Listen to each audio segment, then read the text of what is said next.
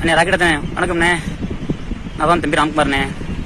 அண்ணே நம்ம செங்கோட்டை டிப்போல கிட்டத்தட்ட ஒரு 4 மாசமா பிரச்சனை நடக்குண்ணே.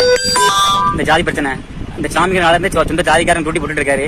நாங்கள் கலெக்டர் மனு கொடுத்து எல்லாத்தையும் மனு கொடுத்து பார்த்தோம். எங்களுக்கு எந்த வேலையும் கிடைக்கல. இப்போ கடைசியாக உங்களுக்கு ஒரு மனு போடுறேன். அந்த மனுவில் என்னை கொல்ல நான் உங்கள்கிட்ட மனு போட்ட ஒரே காரணத்துக்காண்டி என்னை சாமி வந்து 4 கொல்ல போறானா.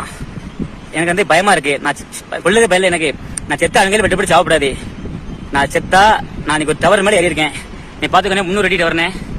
300 அடி டவர் பாத்துக்கோ. நல்லா பாத்துக்கோண்ணா. அண்ணா 300 அடி டவர்ல ஏறிருக்கேண்ணா. நான் குதிச்சு சாவ போறேன். நான் செத்தாவது நீதி கிடைக்கும் தானே. நீதி வேணும், கண்டிப்பா நீதி வேணும் எனக்கு.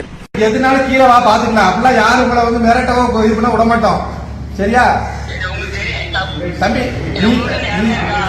தம்பியா என்னுடைய ரத்த உறவு. அதனால நீ கீழே இறங்கி. உனக்கு எதுவும் ஆபத்து வரக்கூடாது. உனக்கு வந்து எனக்கு வந்த மாதிரி நீங்க கீழே இறங்கி பத்திரமா இறங்கி ஒண்ணு இருக்கக்கூடாது.